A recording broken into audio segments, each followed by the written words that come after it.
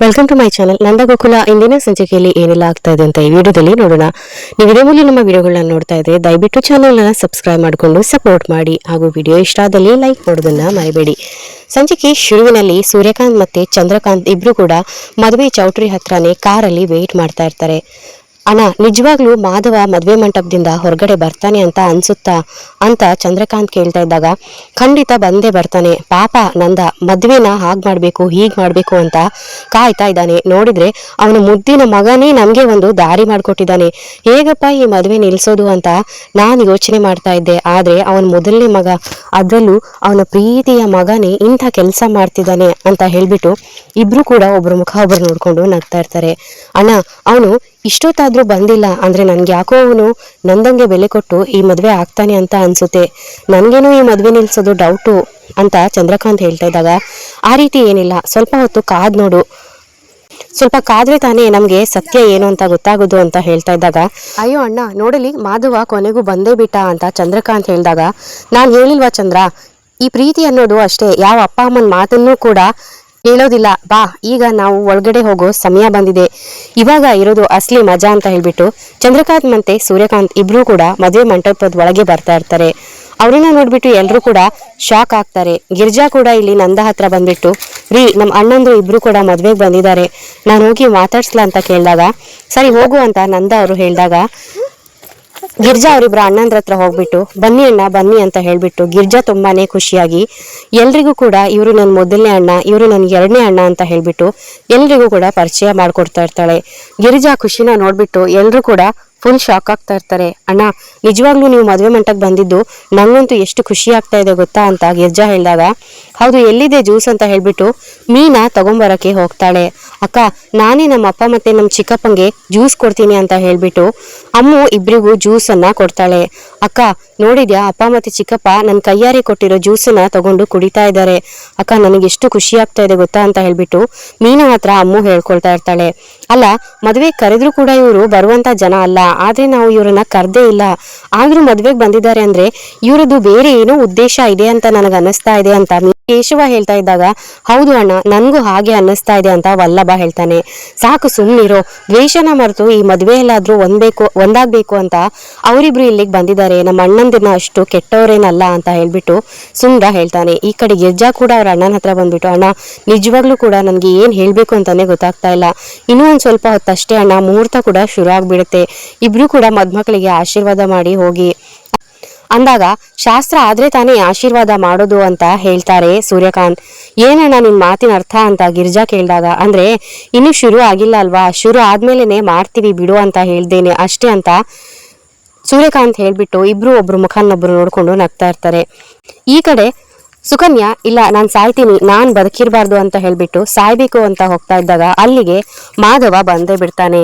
ಬಿಡು ಮಾಧವ, ನಾನ್ ಸಾಯ್ಬೇಕು ಬಿಡು ಅಂತ ಸುಕನ್ಯಾ ಹೇಳ್ತಿದ್ದಾಗ, ನಿಲ್ಲಿಸ್ತೀಯ ಸುಕನ್ಯಾ, ಸುಕನ್ಯಾ ನೋಡು, ಅಲ್ಲಿ ನನ್ಗೋಸ್ಕರ ಮದ್ವೆ ಮಂಟಪದಲ್ಲಿ ನಮ್ಮಪ್ಪ ಕಾಯ್ತಾ ಇರ್ತಾರೆ, ನಾನ್ ಹೋಗ್ಬೇಕು ಅಂತ ಮಾಧವ ಹೇಳ್ತಾ ಇದ್ದಾಗ, ಯಾವಾಗ ನೋಡಿದ್ರು ಅಪ್ಪ ಅಪ್ಪ ಅಪ್ಪ ಅಪ್ಪ, ನನ್ ಬಗ್ಗೆ ಯೋಚನೆ ಮಾಡು ಸ್ವಲ್ಪ ಮಾಧವ, ನಿನ್ ಮನ್ಸಲ್ಲಿ ಇರೋದು ನಾನು, ನನ್ ಬಗ್ಗೆ ಯೋಚನೆ ಮಾಡು ಅಂತ ಸುಕನ್ಯಾ ಹೇಳ್ತಾ ಇದ್ದಾಗ, ಅಲ್ಲ, ಏನ್ ಯೋಚನೆ ಮಾಡೋದಿದೆ, ನನಗೆ ನೀನೆಷ್ಟು ಇಂಪಾರ್ಟೆಂಟು, ಪ್ರಿಯಾ ಅವರು ಕೂಡ ಅಷ್ಟೇ ಇಂಪಾರ್ಟೆಂಟ್, ಅವರು ನನ್ನನ್ನ ನಂಬ್ಕೊಂಡಿರೋರು ಸುಕನ್ಯಾ, ನಾನು ಅವರಿಗೆ ಯಾವುದೇ ಕಾರಣಕ್ಕೂ ಮೋಸ ಮಾಡೋದಿಲ್ಲ.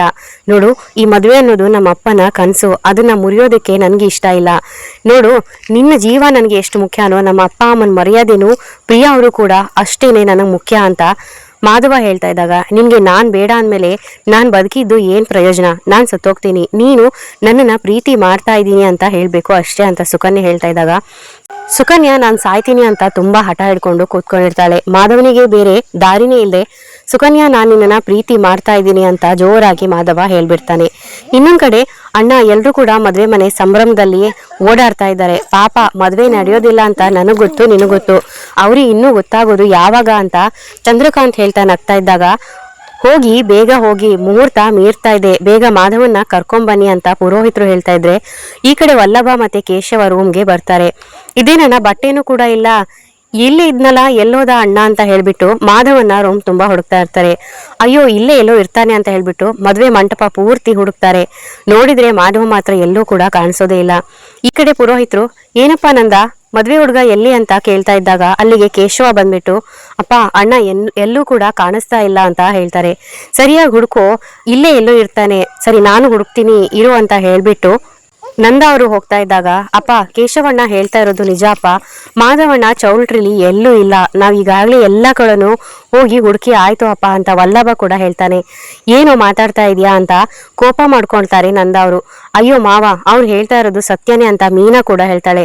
ಮೀನಾ, ನೀನೇನಮ್ಮ ಅವ್ರ ತರನೇ ಮಾತಾಡ್ತಾ ಇದ್ಯಾ, ಮಾಧವ ಯಾಕೆ ಮದ್ವೆ ಮಂಟಪದಲ್ಲಿ ಇಲ್ಲ, ನೀವು ಸರಿಯಾಗಿ ಹುಡುಕಿಲ್ಲ, ಸುಮ್ನೆ ಇರಿ ಅಂತ ಹೇಳ್ಬಿಟ್ಟು ನಾನೇ ಹುಡುಕ್ತೀನಿ ಅಂತ ಹೊರಟಾಗ ಅಲ್ಲಿಗೆ ಓಡ್ ಹೋಗಿರೋ ಮಗ ಎಲ್ಲಿಂದಾನೋ ಬರ್ತಾನೆ ಅಂತ ಹೇಳ್ಬಿಟ್ಟು ಚಂದ್ರಕಾಂತ್ ಅವರು ಹೇಳ್ತಾರೆ. ನಿನ್ ಮಗ ಆಲ್ರೆಡಿ ಅವನ ಪ್ರಿಯತಮನ್ನ ಹುಡ್ಕೊಂಡು ಮದ್ವೆ ಮಂಟಪನ ಬಿಟ್ಟು ಓಡ್ ಹೋದ, ಅದನ್ನ ನಾವೇ ನಮ್ಮ ಈ ಕಣ್ಣಾರೆನೆ ನೋಡಿದೀವಿ, ಅದನ್ನ ನಾವು ಈ ಕಣ್ಣಾರೆ ನೋಡ್ಕೊಂಡೇನೆ ಈ ಮದ್ವೆ ಮಂಟಪಕ್ಕೆ ಬಂದಿದ್ದು ಅಂತ ಚಂದ್ರಕಾಂತ್ ಹೇಳ್ತಾ ಇದ್ದಾಗ ನಂದ ಅವರು ಕೋಪ ಮಾಡ್ಕೊಂಡು ಏನ್ ನಿಮ್ದು, ಪ್ರತಿ ಸಲ ಯಾಕೆ ನನ್ಗೆ ಈ ರೀತಿ ತೊಂದರೆ ಕೊಡ್ತಾ ಇರ್ತೀರಾ, ಇನ್ನೊಂದ್ಸಲಿ ನನ್ನ ಮಕ್ಕಳ ಬಗ್ಗೆ ಏನಾದ್ರು ಈ ತರ ಎಲ್ಲ ಮಾತಾಡಿದ್ರೆ ನಾನ್ ಮಾತ್ರ ಸುಮ್ನೆ ಇರೋದಿಲ್ಲ ಅಂತ ನಂದ ಅವರು ಕೂಗಾಡ್ತಾ ಇದ್ದಾಗ ಸತ್ಯನ ಹೇಳಿದ್ರೆ ಇದೇ ತಾನೇ ನಂದ, ಕೋಪ ಬಂದೇ ಬರುತ್ತೆ ಅಂತ ಸೂರ್ಯಕಾಂತ್ ಅವರು ಹೇಳ್ತಾ ಇದ್ದಾಗ ನನಗೆ ಗೊತ್ತಿತ್ತು ಕಣೋ, ನೀವು ಇಲ್ಲಿ ಏನೋ ಅನಾಹುತ ಮಾಡೋದಕ್ಕೆ ಬಂದಿದ್ದೀರಾ ಅಂತ, ಎಲ್ರೂ ನಮ್ಮ ಅಣ್ಣ ಅಂತ ಹೇಳ್ಬಿಟ್ಟು ಕೇಶವ ವಲ್ಲಭ ಇಬ್ರು ಕೂಡ ಅವ್ರನ್ನ ಹಿಡ್ಕೊಂಡು ಗಲಾಟೆ ಮಾಡ್ತಾ ಇರ್ತಾರೆ. ನೋಡಪ್ಪ ನಂದ, ನಾವಿಲ್ಲಿಗೆ ಬಂದಿಲ್ಲ ಅಂದ್ರೂ ಕೂಡ ನಡೀತಾ ಇದ್ದಿದ್ದು ಇದೆ, ಯಾಕಂದ್ರೆ ಮಾಧವ ಒಂದ್ ಹುಡುಗಿನ ಪ್ರೀತಿ ಮಾಡ್ತಾ ಇದ್ದದ್ದು ನಿಜ ಅಂತ ಹೇಳ್ಬಿಟ್ಟು ಒಂದು ವಿಡಿಯೋನ ತೋರಿಸ್ತಾರೆ. ಆ ವಿಡಿಯೋನ ನೋಡ್ಬಿಟ್ಟು ಎಲ್ರು ಕೂಡ ಶಾಕ್ ಆಗ್ಬಿಡ್ತಾರೆ. ನಂತರ ನಂದ, ಬೀಗ್ರೆ ಈ ಮಾತನ್ನ ನಂಬೇಡಿ, ನನ್ ಮಗ ಇಂಥ ಕೆಲಸ ಮಾಡೋನಲ್ಲ, ಇವರೆಲ್ಲ ಸುಳ್ಳು ಹೇಳ್ತಾ ಇದ್ದಾರೆ, ಯಾಕ್ರು ಈ ರೀತಿ ಎಲ್ಲ ಮಾಡ್ತಾ ಇದ್ದೀರಾ, ಈ ವಿಡಿಯೋನ ನಾನು ಒಪ್ಪೋದಿಲ್ಲ ಅಂತ ಹೇಳ್ತಾ ಇದ್ದಾಗ ಇವಾಗ ಎಂತ ವಿಡಿಯೋನ ಬೇಕಾದ್ರೂ AI ಇಂದ ಜನರೇಟ್ ಮಾಡ್ತಾರೆ, ಅದೇ ಇದು ಅಂತ ವಲ್ಲಭ ಹೇಳ್ತಾನೆ. ಅಪ್ಪ ನಾವೇನು ಮಂತ್ರನೂ ಮಾಡಿಲ್ಲ, ಕುತಂತ್ರನೂ ಮಾಡಿಲ್ಲ, ನೀನ್ ಹೇಳ್ದಾಗೆ ನಾವೇನು ಮಾಡಿಲ್ಲ, ಇದೇ ನಿಜ, ನಿನ್ನೆ ರಾತ್ರಿ ನಿನ್ನ ಮಾಧವ ಆಚೆ ಕಡೆ ಬಂದು ಆ ಹುಡುಗಿನ ತಪ್ಕೊಂಡಿದ್ದನ್ನ ನಾವೇ ನೋಡಿದೀವಿ, ಅದೇ ವಿಡಿಯೋನ ನಾವು ನಿಮ್ಗಿಲ್ಲಿ ತೋರಿಸ್ತಾ ಇರೋದು, ಈ ವಿಡಿಯೋ ಮಾಡಿರೋದು ನಾವೇ ಅಂತ ಸೂರ್ಯಕಾಂತ್ ಹೇಳ್ತಾ ಇದ್ದಾಗ ಇಲ್ಲ, ನಾನು ಒಪ್ಪೋದಿಲ್ಲ, ನನ್ನ ಮಗ ಯಾವತ್ತೂ ನನಗೆ ಅವಮಾನ ಮಾಡೋದಕ್ಕೆ ಸಾಧ್ಯನೇ ಇಲ್ಲ, ನೀವೆಲ್ಲ ಮೋಸ ಮಾಡ್ತಾ ಇದ್ದೀರಾ, ಇದೆಲ್ಲ ಸುಳ್ಳು ವಿಡಿಯೋ ಅಂತ ನಂದ ಹೇಳ್ತಾ ಇದ್ದಾಗ ಪ್ರಿಯಾಗಂತೂ ತುಂಬಾನೇ ಭಯ ಆಗ್ತಾ ಇರುತ್ತೆ.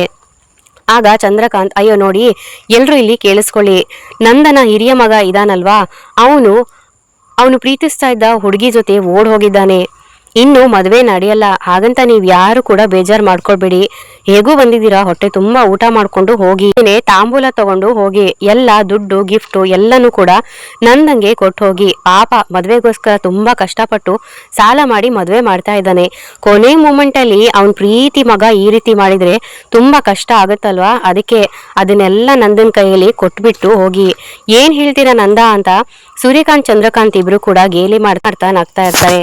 ಆಗ ನಂದ ಅಲ್ಲಿ ಬಂದಿರೋ ಜನಕ್ಕೆಲ್ಲ ನಿಮ್ ಕೈ ಮುಗಿತೀನಿ, ಇವ್ರು ಹೇಳ್ತಿರೋ ತರ ಏನೂ ಆಗಿರಲ್ಲ, ಇವ್ರು ಬೇಕು ಅಂತಾನೆ ಈ ರೀತಿ ಮಾಡ್ತಾ ಇದ್ದಾರೆ, ನನ್ ಮಗ ಎಲ್ಲೇ ಹೋಗಿದ್ರು ಕೂಡ ಮತ್ತೆ ಇಲ್ಲಿಗೆ ಬಂದೇ ಬರ್ತಾನೆ, ಈ ಮದ್ವೆ ನಡೆಯುತ್ತೆ, ಆ ಭರವಸೆ ನನಗಿದೆ, ದಯವಿಟ್ಟು ನೀವೆಲ್ಲ ಕೂತ್ಕೊಳ್ಳಿ ಅಂತ ಹೇಳ್ಬಿಟ್ಟು ನಂದ ಬಂದಿರೋ ಜನಕ್ಕೆಲ್ಲ ಕೈ ಮುಗ್ದು ಬೇಡ್ಕೊಳ್ತಾ ಇರ್ತಾನೆ.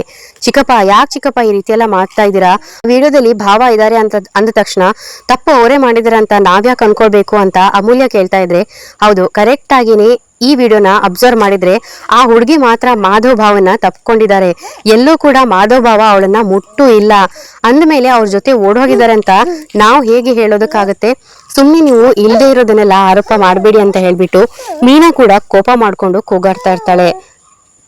ನೋಡಿ, ಇಷ್ಟೆಲ್ಲ ಆದ್ಮೇಲೂ ಕೂಡ ಮದ್ವೆ ನಡೆಯುತ್ತೆ ಅಂತ ನೀವು ಅನ್ಕೊಂಡಿದ್ದೀರಾ ಅಲ್ವಾ ನಂದ, ಹೌದು, ಇವರೆಲ್ಲರೂ ಕೂಡ ಇಲ್ಲೇನೆ ಕೂರ್ಸ್ಕೊಂಡು ಮದ್ವೆ ಆಗುತ್ತೆ ಅಂತ ಜಪ ಮಾಡ್ಕೊಂಡು ಕೂತ್ಕೋ, ಆದ್ರೆ ನಿನ್ನ ಮಗ ಮಾತ್ರ ವಾಪಸ್ ಬರಲ್ಲ, ನಿನ್ಗೆ ಅದೆಲ್ಲ ಆಮೇಲೆ ಗೊತ್ತಾಗುತ್ತೆ ಅಲ್ವಾ, ಅವಾಗ್ಲೇ ನೀನು ನಂಬು ಅಂತ ಹೇಳ್ಬಿಟ್ಟು ಇಬ್ರು ಕೂಡ ಹೇಳ್ಕೊಂಡು ನಗ್ತಾ ಇರ್ತಾರೆ. ಇಲ್ಲ, ನಮ್ಮ ಮಾಧವ ಅಂತ ಕೆಲಸ ಮಾಡೋದಿಲ್ಲ, ಅವನಿಗೆ ಈ ಮದ್ವೆ ಇಷ್ಟ ಇಲ್ಲ ಅಂತ ಅಂದಿದ್ರೆ ಇಲ್ಲಿಗೆ ಬರೋಕ್ಕಿಂತ ಮುಂಚೆನೆ ಹೇಳ್ತಾ ಇದ್ದ, ಅಪ್ಪ ನನಗೆ ಈ ಮದ್ವೆ ಇಷ್ಟ ಇಲ್ಲ ಅಂತ, ಆದ್ರೆ ನನ್ನ ಮಗ ಮದ್ವೆ ಮಂಟಪದಲ್ಲಿ ಮರ್ಯಾದೆ ತೆಗಿತಾನೆ ಅಂದ್ರೆ ಅದನ್ನ ನಾನಂತೂ ಒಪ್ಕೊಳ್ಳೋದಿಲ್ಲ, ನನ್ನ ಮಗ ಖಂಡಿತ ಬಂದೇ ಬರ್ತಾನೆ, ಆ ಭರವಸೆ ನನಗಿದೆ ಅಂತ ಹೇಳ್ಬಿಟ್ಟು ಗಿರ್ಜಾ ಕೂಡ ಕೋಪ ಮಾಡ್ಕೊಂಡು ಕಣ್ಣೀರ್ ಹಾಕ್ತಾ ಇರ್ತಾಳೆ. ಹೌದಾ, ಬರ್ತಾನ ಅಂತ ಹೇಳ್ತಾ ಇದ್ದಾಗ ಸಾಕು ನಿಲ್ಸಿ ಅಂತ ಹೇಳ್ಬಿಟ್ಟು ಮಾಧವ ಮತ್ತೆ ಸುಕನ್ಯಾ ಇಬ್ರು ಕೂಡ ಮದ್ವೆ ಮಂಟಪಕ್ಕೆ ಬಂದ್ಬಿಡ್ತಾರೆ. ಇಲ್ಲಿಗೆ ಈ ಸಂಚಿಕೆ ಮುಕ್ತಾಯವಾಗುತ್ತೆ. ದಯವಿಟ್ಟು ನಿಮ್ಮ ಚಾನೆಲ್ ಅನ್ನ ಸಬ್ಸ್ಕ್ರೈಬ್ ಮಾಡ್ಕೊಂಡು ಸಪೋರ್ಟ್ ಮಾಡಿ, ಹಾಗೂ ವಿಡಿಯೋ ಇಷ್ಟ ಆದಲ್ಲಿ ಲೈಕ್ ಮಾಡೋದನ್ನ ಮರಿಬೇಡಿ. ಮುಂದಿನ ವಿಡಿಯೋದೊಂದಿಗೆ ಮತ್ತೆ ಸಿಗ್ತೀನಿ. ಶುಭ ದಿನ. ಧನ್ಯವಾದಗಳು.